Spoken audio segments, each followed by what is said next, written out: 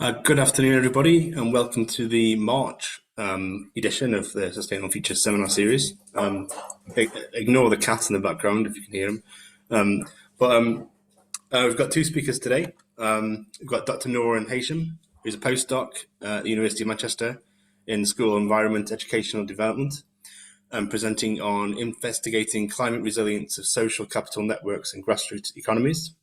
We've also got Dr. Robert Naylor, who's a lecturer at Manchester in the Centre for History of Science, Technology and Medicine, and we'll be presenting Sustainable Pasts, the Value of History in Current Debates on Commercial Atmospheric Data. We've got two talks with Q&As after each one, so do put your questions in the chat. Without any further ado, shall we hand over to Nourhan? If you want to begin, thanks. Thank you so much, Steve. Glad to be here today. Let me try to share my screen. Yeah. Hopefully you can see that. Yeah. Awesome. Okay. As Steve mentioned, so I'm Nourhan Heysham, I'm postdoc in humanities, and today I'm going to be talking a little bit about investigating climate resilience of social capital networks in grassroots economies. And I understand this is a mouthful, so let's try to detangle the argument a little bit and build it bit by bit as we go. So the first thing is to sort of see what a network would be in that context. So a network could be any relationship between different people or different entities, but in that particular context and research, we're looking at industry and professional networks. And in the most basic sense of the way, for any network, we would have two nodes, and those nodes would have a relationship or an edge between them. And we're going to be talking a lot about that in the following slides as well. But then what if we say social capital networks rather than just networks? So I wanted to explain that on this photo in Damietta, and we're going to be talking a lot about Damietta in that presentation, because this is the use case for the research that we're discussing today. And when we talk about social capital, we talk about long-term relationships between people. And in particular, when we talk about a network, we talk about the nodes being those sort of enterprises you can see on both sides of that street, and the connections between them. They could be as simple as trades between them, but then they could also be connections through trust, through other aspects that relate to social capital, and we're going to explain that in a bit as well. And in that sense, on an urban scale, it becomes quite interesting as a network. A little bit about Damietta before we dive in. Damietta is a very interesting context indeed. It is a very small city in Egypt, and it's on the verge of the Nile with the Mediterranean. And it has more than 40,000 small workshops, all working in the furniture industry, inherited through generations of the same residents of the city. In every sense of the way, Damietta is a competitive economic cluster, according to Porter, and it has an accumulation of social capital, and it has some interesting context-related challenges such as climate change and development pressures. Particularly, sea level rise poses a huge threat to the city and to the region in general. And it has an interesting development pressure that comes particularly from a mega project that is funded and supported by the government. And it's sort of controversial because that mega project is duplicating the infrastructure that's already in the old city and sucking the economy out of the grassroots and local economies parts of the old city.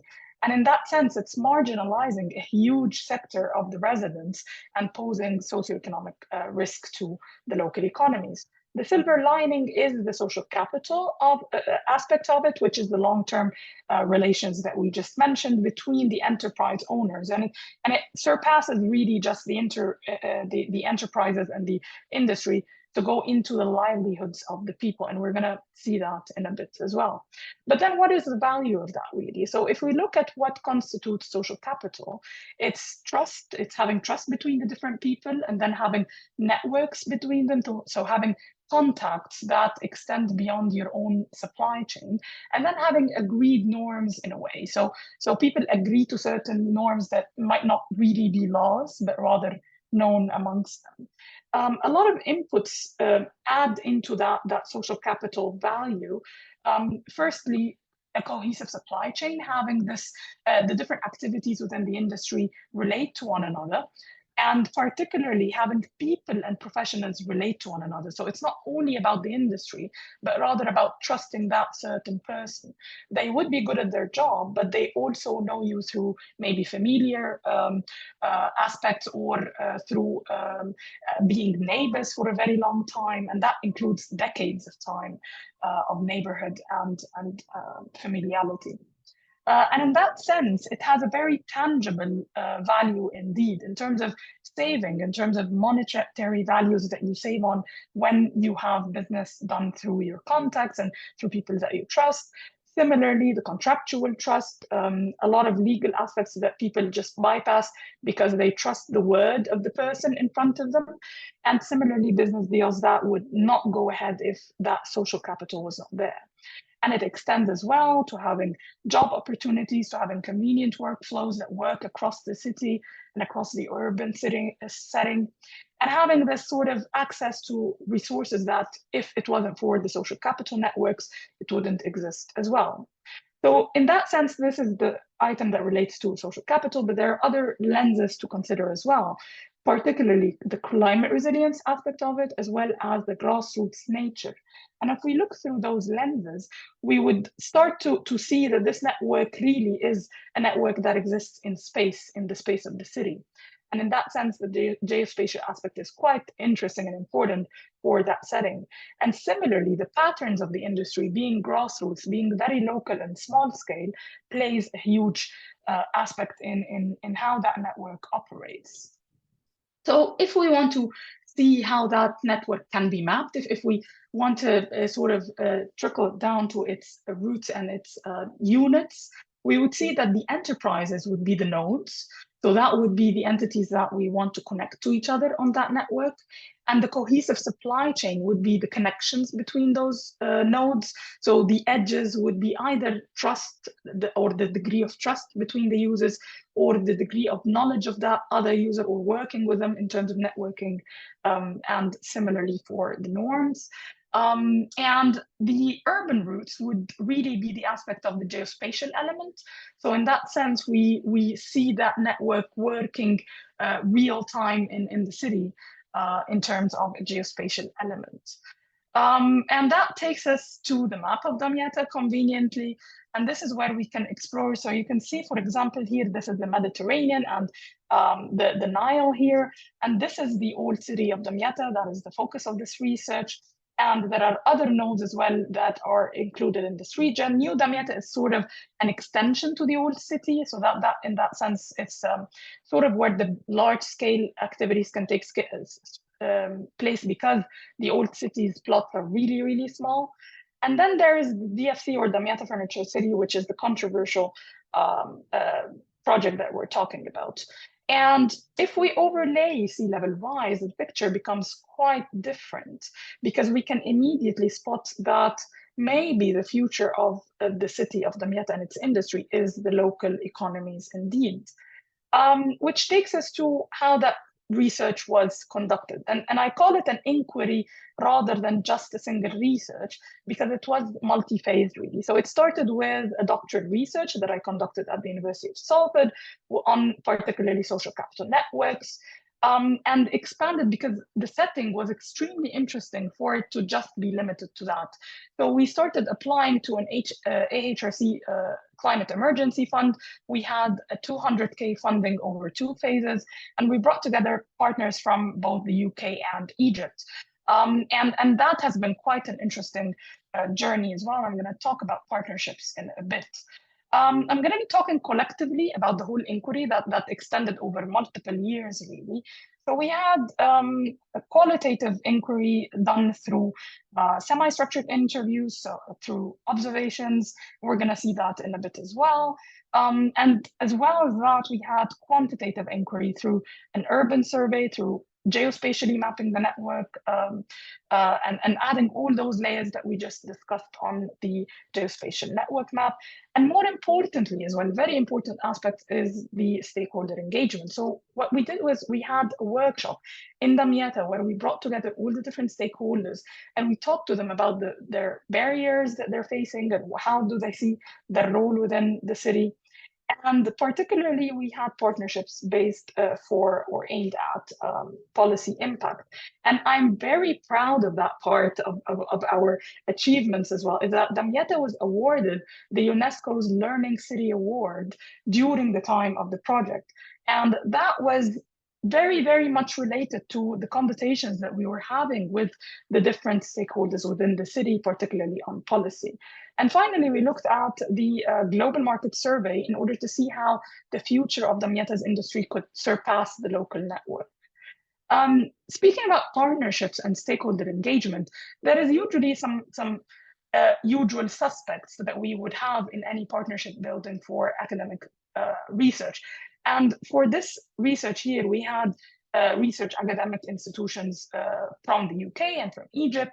And another usual suspect would be the SMEs owners, which is actually the units for the industry and the network. But then we started looking at the expertise and the consultancy aspect of it. So adding in that lens that is outside academia. So we started looking at having expert consultants as part of the project. So we had a particular consultant who had impact within the industry, within local industry, global industry, and within policy as well. So that had a huge impact on our reach. Similarly, we had regarding policy connections to Damietta's governor's office and to UNESCO Egypt's office. So that was sort of connected to the achievement that I mentioned earlier. And finally, we started looking at communities that are related to the industry, not only in Egypt, but rather in the UK as well. So we started looking at parallelism and cross-context learning, lessons learned as well. So we had the Chamber of Woodworking, which was in Damietta, but then we looked as well at connections to the UK Crafts Council and to agencies that support craftsmakers in Damietta. Some aspects that we started analyzing that led to the final network mapping for the city and for the network was looking firstly at the supply chain, how it exists for the industry generally.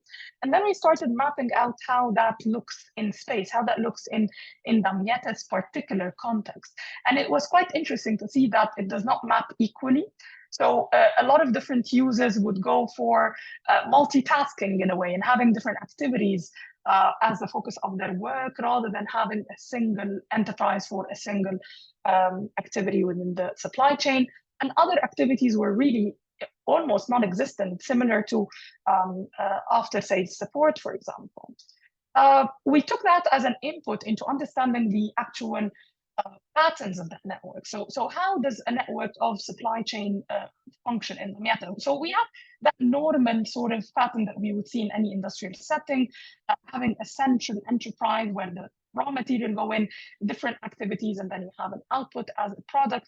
But then what is really not interesting, what is really not usual was having that particular pattern where the product moves from one enterprise to the other through the city's network in order to get to being a final output. So the enterprises focus on their own activity and the product moves until it's finalized. So that was quite interesting. And then the last one as well here was having sort of a liaison, sort of a broker enterprise that is connected to all the different activities as well as connected to the client and connected to the markets. And in that sense, this central enterprise plays a very important role. And all of that was different layers that we added into our understanding of the network. So it wasn't just mapping sort of a connection between the nodes, but really digging deep into what those connections mean. Additionally, we started looking at different aspects of the urban prevalence of the different enterprises in Damietta. So we had a look at how that related to the livelihoods of the people. So, for example, we would usually see one of the users having their workshop and the residents on top of that workshop, and that would expand in a way until it is full capacity sort of in terms of having a single family in the same place, and then they would expand again on a different piece of land. And this raises different types and typologies of buildings across the city, including this very interesting aspect of having more on the elevation rather than on the ground floors being the workshops, because, for example, in the activity of a gallery, you would really want something on the front side of the building. And we started looking as well at the priorities of the craftsmen and the enterprise owners in Damietta, because that was very interesting for us, why they are continuing over generations to look into and to work into that industry. And it's very prevalent when we look here, we can see that the environment and the community are very, very strong factors and motivators for the users, as compared, for example, to technologies. People don't really like technology over there because they feel like it's a threat to their local economies in a way. And that all led to us mapping the social capital network. So this is the social capital network as it stands in the city. We can see that you can't really see an immediate pattern when you look at that network. But then it becomes really interesting when you start grouping together the mini networks, and you realize that all of those networks are really small-scale supply chains across the city. Each of those small networks works as a continuous line and chain that takes the raw material and performs that industry into creating a final product. And in that sense, it really relates, and we started looking at the different patterns as well of those small networks. It relates to the patterns of the industry that we analyzed earlier as well. And it all fits in quite beautifully, really. And that leads us to the sort of crown jewel of this research, which was basically understanding and mapping the network connections in space, on the space of the city. And we can see here that there are multiple connections, and they don't really mean that people who work together are in the same area, but rather, for example, here there would be an area for a certain type of activity where all the users are working in the same activity, versus on that area it would be the same. So they would be in the same network, and you would see here connections across the areas and the neighborhoods, because those are one supply chain. They just exist on different areas in the city. And in that sense, if we start overlapping sea level rise on top of that, it becomes quite an interesting picture, because unlike what we would have thought, the local network in the old city of Damietta, the impact of sea level rise on it is quite minor. You cannot see really a lot of disruption in the local networks because of sea level rise on that scale, but rather a resilient network that already exists and has connections to the livelihoods of the people. And in that sense, the risk to the external, to the connections of the external aspects of the city is what is at risk, because the other areas in the region, as we've seen in the map, are more prone to sea level rise. And I want to end with this map that I started with as well at the beginning of the presentation, in order to sort of reflect on what might be the future of Damietta's network and industry.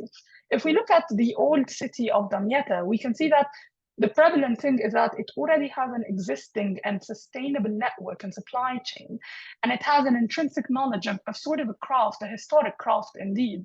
And in that sense, it is the most resilient area in terms of sea level rise in the whole region.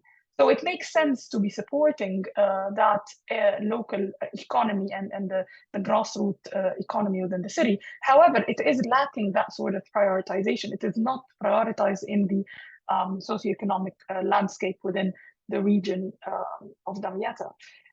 If we look at new Damietta, so we mentioned it's an extension to the old city. So in that scale, it's a place where large scale activities take place. And that's fine, really. And that's sort of complementary to what the old city is about.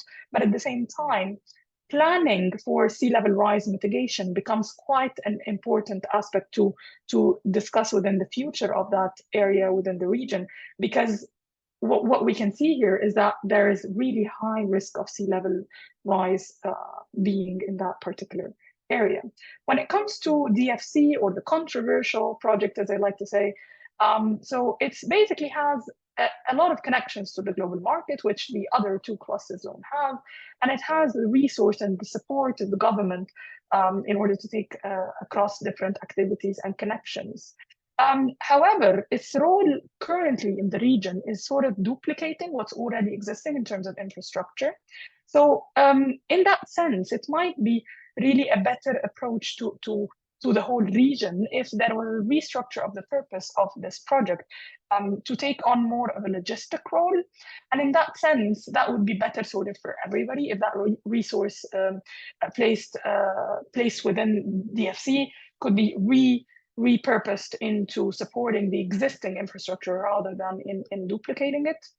And yeah, so I'm gonna stop talking now, and I could talk a lot more about the social capital networks in Damietta, but I'm happy to take any questions.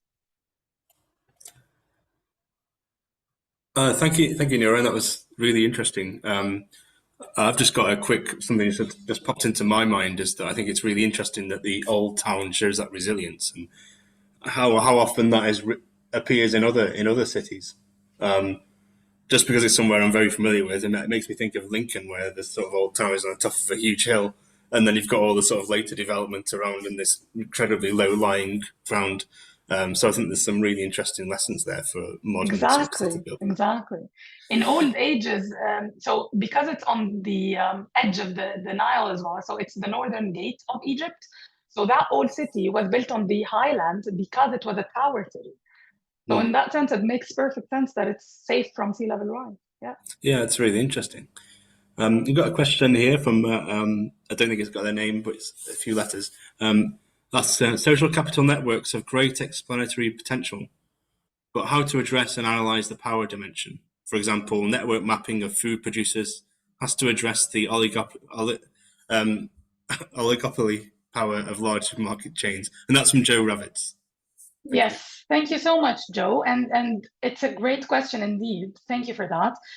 Well, that would really need to continue, and that adds to what I've been saying about Damietta. It's a really interesting context to continue with.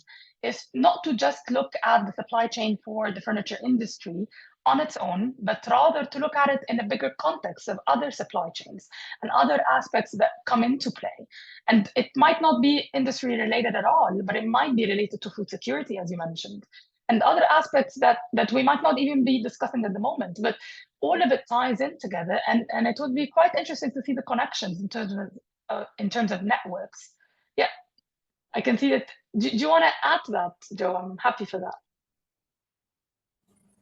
You should be able to unmute, I think, actually. Yeah. Okay, yeah, thanks, Noah. It's not an easy question. It's a work in progress. Yes, definitely. Scientists and institutional economists will have a lifetime of research and publication. What I'm curious about is to say, okay, we can do many things at the local level to say, oh, we will rebuild the social capital, we get everybody working together. But if the structures are moving in the other direction, then what can be done? And I think the same thing applies to the next question on climate change and extreme weather. So I'll stop there, but we can discuss. Thank you. Thank you so much. I don't know if we're good on time, but I'd like to address that. I think we've got 5 minutes, yeah. Awesome. So actually, yes, I agree with you completely, because that project, that mega project was done against the will of a lot of stakeholders in Damietta. And it kept going, and that has been, I think it started around 2016, and it was still going, but it was only last year really that the news started saying that this is not working, this project in this direction is not working, because people don't have resources to buy or rent in that new project, but at the same time, they don't have enough resources to support their own old enterprises. But I would want to say that it's a good step that the governance office, for example, was involved with this on the project, because that led to some recognition, because the recognition of Damietta city was not for the project, but rather for the city. So I would say that certain efforts, even on a small scale, if collectively brought together, might lead to some change. It might take some time, as it always does, but I think it's achievable. Thank you for that. There's a comment from Gloria Munoz, which is connected to that, as Jay says. So, Gloria says, "Hi, thank you for your presentation. I want to ask you to comment on the impact of extreme weather, especially in regard to supply chain interruptions."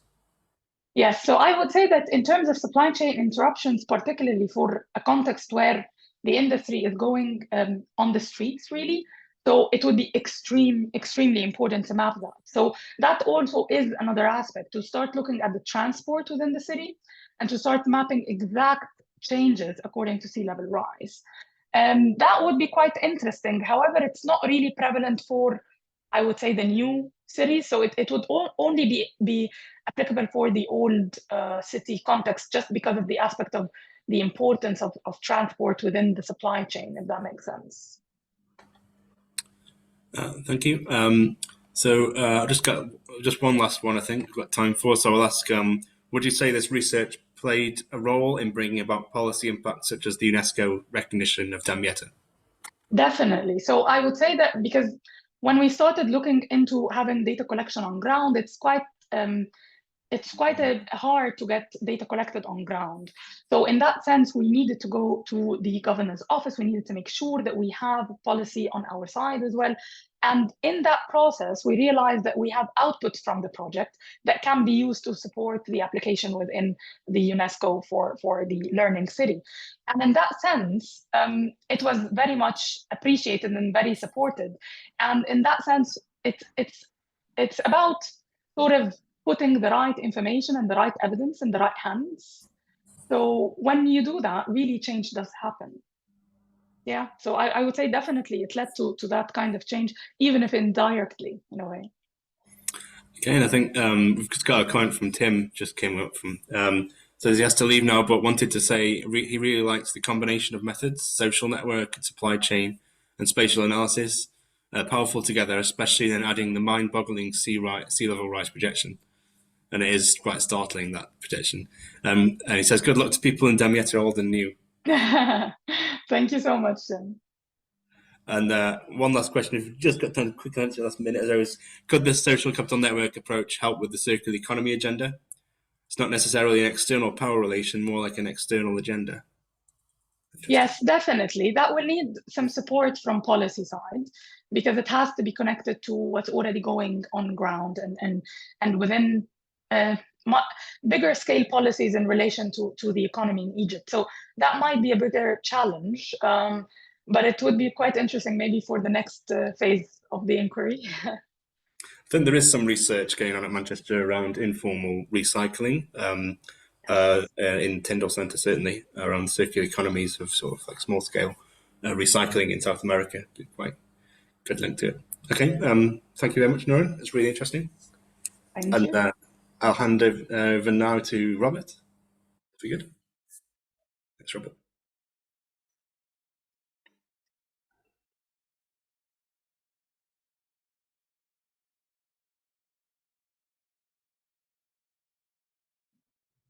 Oh, you're on mute, Robert. Yeah, so I have the unenviable task of following a fantastic presentation on an amazing topic. I think that there's some links between the two presentations, and yeah, I'm excited to give it. So yeah, I'm absolutely delighted to be speaking at the Sustainable Futures Seminar. I'm very grateful to Steve for hosting and Emily for organizing. I very much enjoy engaging with interdisciplinary audiences, and I'm excited to perhaps provoke some interesting conversations. So if there's one central claim that I would like to make, is that the study of history is vitally important for current debates on sustainability. And I will attempt to use my PhD, recently completed, on the history of atmospheric information within the UK utilities as an example. So let's set the scene. A first point to make is that weather and climate information are commercially valuable.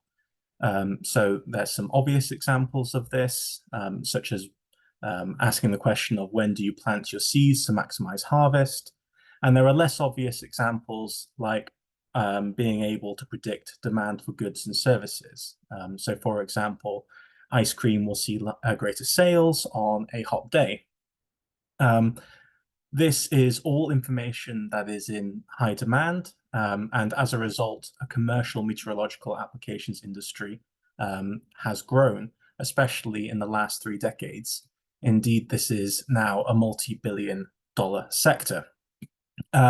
Recently, this sector, like many others, has used climate change in its marketing, so it's very much positioning itself as a solution to climate change issues. And it has developed a close relationship with the World Meteorological Organization, with the Meteorological Technology World Expo, which is one of the sector's biggest meetings, being run in conjunction with the World Meteorological Organization's Congress. And this was something that only started happening in 2019. So we see contrasting views in the literature as to whether the growth of the commercial weather sector is indeed a positive development with regarding to helping societies become weather ready or climate resilient.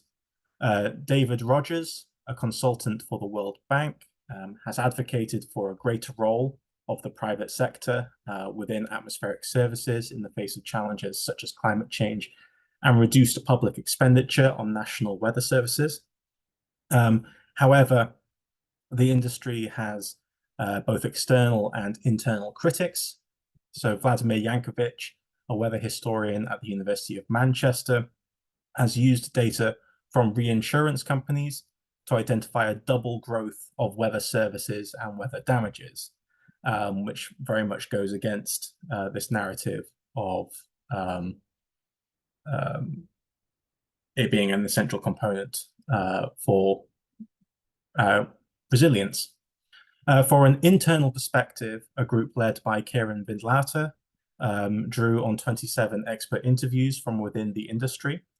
Problems that were identified included a narrow monetary evaluation of weather products, rather than broader evaluations of how such products lead to better decision-making in business and government, and other issues. So there is clearly a demand for critical evaluations of how weather and climate information is used in the commercial world, but undertaking such studies is fraught with difficulty, mostly arising from the commercial sensitivity of such activities. One way of resolving this is by locating accessible archives for important historical case studies that can inform these current debates. In my example, I was able to access the National Electricity Archive in Manchester, the National Gas Archive in Warrington, and material on the water industry from the National Archives in Kew, London, as just a few examples. I was able to ask not only how atmospheric information has been used in these industries, but with my historical perspective, I was able to identify why atmospheric information became more important in the systems that these industries oversaw. And of course, I was interested in whether the commercial use of weather information helped or hindered these industries when it came to weathering adverse atmospheric events. So before I go into more detail, I thought I would outline some of the main points. I have divided the uses of atmospheric information into 3 categories: diagnostics, planning, and optimization, which I will go through in turn. An important point is that the need for such information depends intimately on wider economic and political conditions, and is also intimately tied into how these utility systems were constructed and then managed. And finally, how the atmospheric information is used affects whether systems become more or less vulnerable to atmospheric events. A crucial point is that extensive use of atmospheric information does not necessarily lead to better prepared systems. By the way, there's probably a bit of background noise. I live next to a road, so apologies for that. Okay, so now onto the uses of atmospheric information within these industries. The first category that I've identified is diagnostics, where atmospheric information was used to identify and isolate trends in supply and demand that would potentially lead to system inefficiencies and failures. So in this case, the atmospheric information is not being used for operational or planning purposes within the industry directly, but is being used to identify issues that are often independent of meteorological concerns, and be able to help planning in being able to deal with them. So a key early example can be found in the 19th and 20th century water industry, which was essential for the process of industrialization. As we are probably familiar with, many reservoirs were created through the use of dams, and the key question for the overseers of the system was how efficient the transfer of water through the system was. Were there leaks in dams? Was some water being lost to geological features under the reservoirs? Were the reservoirs big enough to store the water that flowed into them? The only way of answering these questions was to compare the amount of water going out with the amount of water going in, with the latter being estimated through the use of a network of rain gauges that were read on a daily basis. A more complex example of the atmosphere being used for diagnosis can be found in the electricity industry during the Second World War, when there was a fierce internal debate about the extent to which the growth of the industry could be sustained. During the 20s and 30s, in the lead up to the Second World War, the electricity industry had rapidly expanded, and many managers within the industry believed that even during the shortages of wartime, that the use of electricity should be encouraged and that prices should be kept low. Another group, spearheaded by a refugee from the Nazis, Paul Schiller, argued that such expansion was unsustainable in that economic environment, and that prices should be increased for consumers to offset wartime shortages and build more power stations, even if this would discourage the use of electricity. To highlight the problems of rampant electricity demand, Schiller attempted to distill random factors out of demand data, mostly the effects of the weather. So clearly there would be more demand for electric heating on a cold day, for example. But if you want to understand what the trends in electric heating are across the population, you want to get rid of this random component that's done by the weather. So Schiller undertook extensive research in order to try and get rid of this weather factor. Schiller was unsuccessful in his arguments, and a lack of power stations meant that there were contributed to the fact that there were power cuts during the bitterly cold winter of 1947. So in this case, atmospheric information was unsuccessfully used in an attempt to make the system more resilient to atmospheric events, but ultimately, as I said, it was unsuccessful. Similar arguments can be made with regard to the next way that atmospheric information was used for planning. So systematic economic planning in an attempt to boost economic growth and employment was first properly used in the UK by the Conservative government of Harold Macmillan. During a time before deindustrialization, any planning for growth had to be underpinned by an equally planned expansion of the energy systems. As a result, managers within the electricity industry suddenly became interested in long-term climate information.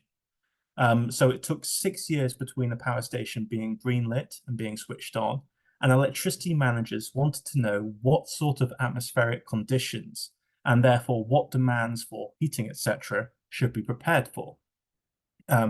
As a result, junior staff members were sent into the archives of the Meteorological Office to prepare reports on what the expected atmospheric conditions should be. We see similar activity in the gas industry in the late 1960s. This was when gas was discovered under the North Sea, and the whole gas distribution system had to be redesigned from the bottom up.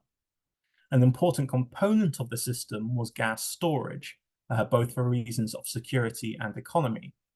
Security, in case of a harsh winter, and economy, because offshore gas platforms cannot be cheaply switched off so you need storage to account for the slump in demand at night.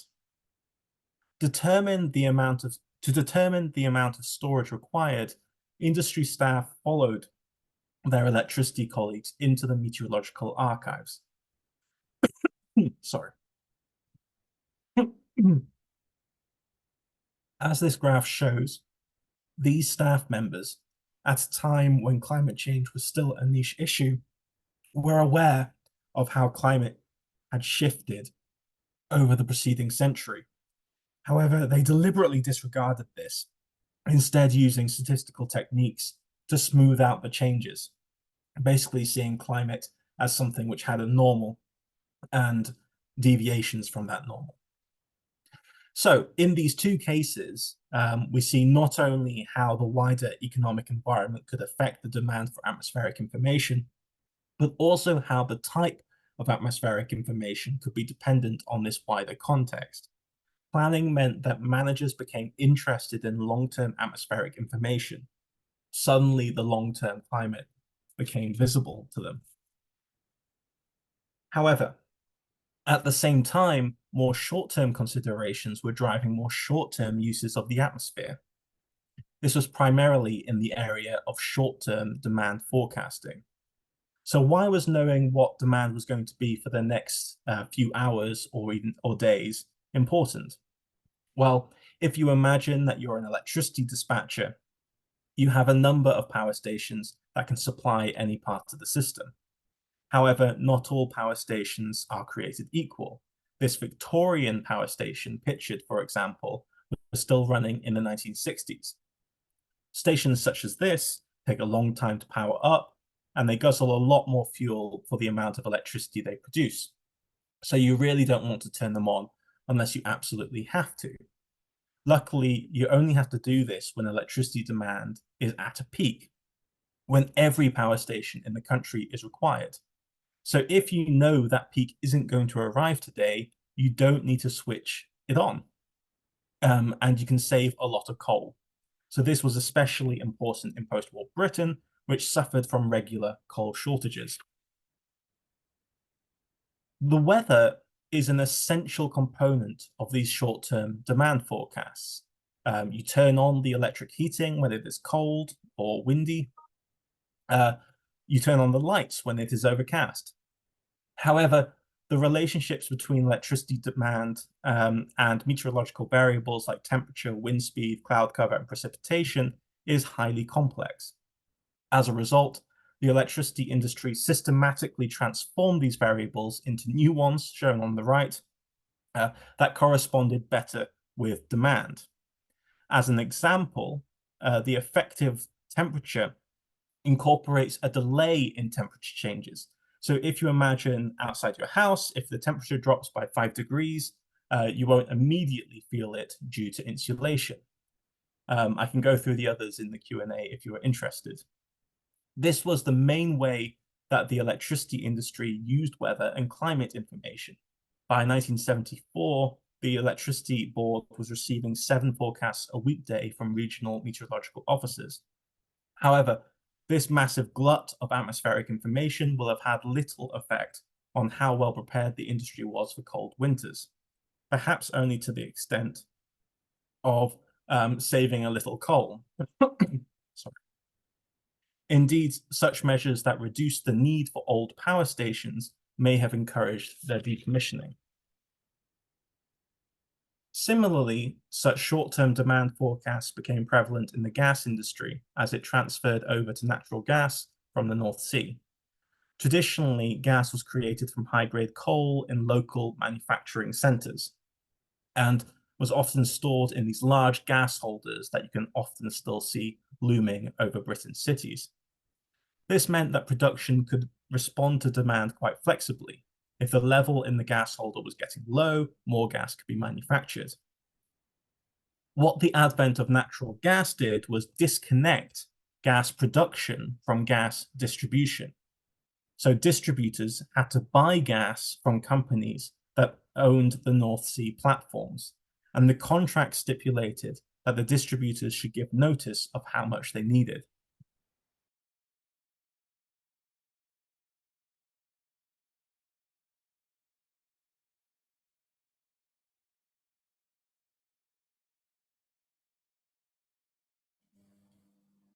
commercial purposes that had little effect on the system's resilience to climate events. So in conclusion, the problem when it comes to being a weather-ready world, climate resilience is not the quantity or quality of atmospheric information, but how it is used within industry. We have seen, especially in the case of the Second World War electricity industry, how atmospheric information could be used to argue for investment and expansion in the supply system, potentially leading to less vulnerability to atmospheric events. However, we have also seen how on the daily operational basis, weather forecasts were mainly used for commercial purposes that had little effect on vulnerability, and how some of the uses of atmospheric information could potentially be used for cost-cutting measures that could increase vulnerability. As a result, if we want to think about how atmospheric information affects vulnerability, we need to look beyond the meteorological sphere towards economy and politics. Questions about whether atmospheric information promotes better decision-making should look beyond just atmospheric data and towards the incentives and context of the decision makers. In making this argument, I join others in suggesting that climate change is a development problem and that it finds form in the interaction between a complex atmospheric system and equally complex and ever-changing human systems. So a key example of this right now is how the energy mix is being transformed in the UK due to a massive expansion in wind power. So if I had a few final recommendations, I think that this problem of information access should be alleviated, especially in the case of public utilities. So how do managers and policymakers think about the atmosphere with regard to how systems function? At the moment, it's really difficult to know, and this is especially worrying as the margin between electricity generation and consumption was so small in 2015 to 16 that a slightly colder winter could have led to widespread shortages. This links to my second recommendation, that in-house expertise on the industrial uses of atmospheric information should be encouraged in government, as government is the only structure with the capability to gain oversight over these complex systems. As it is, the meteorological applications industry encourages the fragmentation of decision-making, simple monetary valuation of products, and the use of secretive one-size-fits-all products that do not take into account the complexity of the systems they serve. And finally, pushing back against some voices in the World Meteorological Organization and the World Bank, we cannot see the expansion of the meteorological applications industry as a simple win for climate change adaptation. More critical approaches are needed, as well as perhaps more introspection and responsibility from policymakers. So here are my acknowledgements, and I look forward to any questions. Thank you. Thank you, Robert. That was really interesting. Fascinating to see how the data has been used over the past sort of just over 100 years, really. I mean, my initial thought was thinking about the current controversies in the water industry and how those sewage discharge events are linked to heavy rainfall events, and that's caused enormous disruption for not only for the environment but for the entire industry. Unfolding as we speak, I think, at the moment is Thames Water. So, yeah, it's really clear that how important that is. So, in terms of questions, sort of on the back of that, how representative do you feel the nationalised utilities industries are of commercial enterprise when it comes to using climate and weather information? So, yeah, I think that it's a really important question to ask, and I think that these are good examples, partly because they underpin the whole rest of the national economy. But I have found out some quite surprising aspects of the nationalized industries, which is actually that they weren't really run by government. So although they were government owned, they had a very independent board. There was even a law put in the mid-1950s that limited the amount of discussion in Parliament over their operation. So they very much functioned as sort of these independent entities that had income and expenditure. For example, the electricity industry would pay the meteorological office for the data, meteorological data. So I think that there's a lot of aspects that do echo how private industry works today. So I think that there is a nice example to use just because the information is so accessible. That's the important difference, is that because they're nationalized industries, the information about them is accessible in easily accessible archives. That's really interesting. Just another thought that pops into my head as well just then was just how rapidly that gas network adapted as soon as North Sea gas was discovered. The maps showing from 1966 through the 70s really shows what what an incentive that sort of thing can be to infrastructure development. Absolutely, and it's a really interesting story as to why that development happened so quickly. Which is that basically the nationalized gas board traditionally had complete power over not only the distribution of gas, but the production of gas as well. But when it was discovered in the North Sea, it had to justify its position as the only buyer of gas in the whole country. And to do that, it had to distribute that gas as quickly as possible and basically create incentives for government not to take that power away from it. So it was a monopsony rather than a monopoly. It was the only buyer. So it was able to keep prices quite low. Yes, really interesting. Perhaps lessons to be learned from if we're going to sort of switch over to hydrogen or one day. I'm not sure how realistic that is at the moment, but yeah, it's really interesting to see how those enormous infrastructure projects develop. Another question: you talked about how climate information was used for planning, but what actual atmospheric conditions did they plan for? In principle, could they plan for an ice age? That's interesting. Mm-hmm.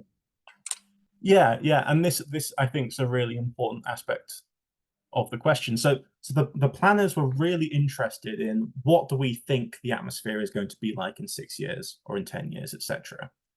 But then the question is okay, so that's what you think it's going to be like. What do we plan for?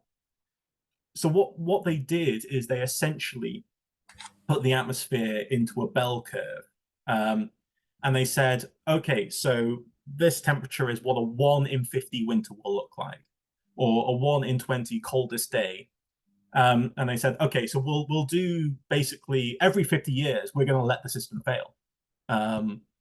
Because, it's not worth the investment if people are going to lose their heating just once every 50 years. And there's an interesting question about democratic governments and, long-term thinking there.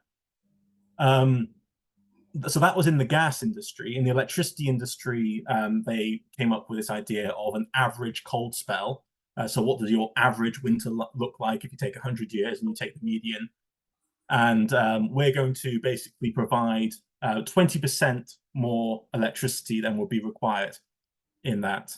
But these numbers are 1 in 50 or 20% over the average are very arbitrary. And I've been able to find some interesting sources where they've talked about how, we can do the calculations about how much this would economically cost if the system fails once every 50 years. But we also understand that there are non-tangible costs to people losing their heating and people dying that we cannot calculate. And this I think underlines the point, which is that this sort of decision making needs to be brought more into the open, and this data needs to be more open in order for us to basically, as a society, decide, okay, what's the investment worth when it comes to making our systems more resilient. And it all gets more complex when you're talking about cold winters as well, because no one thinks that cold winters are going to happen because of climate change. So it's all very complex. Yeah, it's incredibly complex, and it comes into other areas as well in terms of sort of automation and things, and what's the acceptable risk for systems. We got a comment from Nourhan, your fellow presenter. He says, "Thanks for a great presentation. We're used to having such easy access to large repositories of data that we miss the point on using the right lens to examine them. We need to learn from history and see how lessons can be appropriated with today's technologies and challenges." Yeah, I think this is really important, and I think actually it speaks well to what Nourhan was talking about, which was anticipating future changes. in systems. And the thing is that, as I said, we're currently undergoing a massive systemic change in our energy infrastructure. And definitely in the media, at least, you just don't get this incorporation of the historical lessons of this massive transformation that happened in the late 60s and 70s of our energy infrastructure when it came to North Sea gas. So we have this transformation, and there's been lots of fantastic work done within academia, but I don't get a sense that how systems transform has been engaged with enough in the policy and media sphere. Thank you. We've probably got time for one last question, so I'll ask you. You've talked a lot about climate change adaptation with regards to atmospheric information addressing climate change, but what about mitigation? Does the private meteorological application sector help reduce emissions, for example? Yeah, yes and no is the answer. So yes, in terms of a lot of the industry is providing efficiency measures, basically. So if you think about optimizing the path of flying, that is going to reduce CO2 emissions because you're going to get from A to B with less fuel usage. At the same time, the biggest clients, at the same time, it's complicated because some of the biggest clients of the private meteorological applications industry are the oil and gas sectors. But this will not be reflected in the marketing, in what they're talking about when it comes to going to their booth at a big conference. So in many ways, they are part of the sort of greenwashing effort, and therefore they are part of the problem. So the answer is yes and no. Yeah. Brilliant. Okay, so thank you to both of our presenters. I think we've just about gone up to 3 o'clock. Some two really interesting talks. We've got another one of these at the end of next month, I believe, and the link is there in the Emily's posted a link in the chat. So thank you, everybody. Have a great weekend, long weekend, and happy Easter, I suppose. So thank you, everybody. Thank you for coming. Thank you again to our speakers. Thank you so much, Steve. Thank you. Thank you. Bye-bye.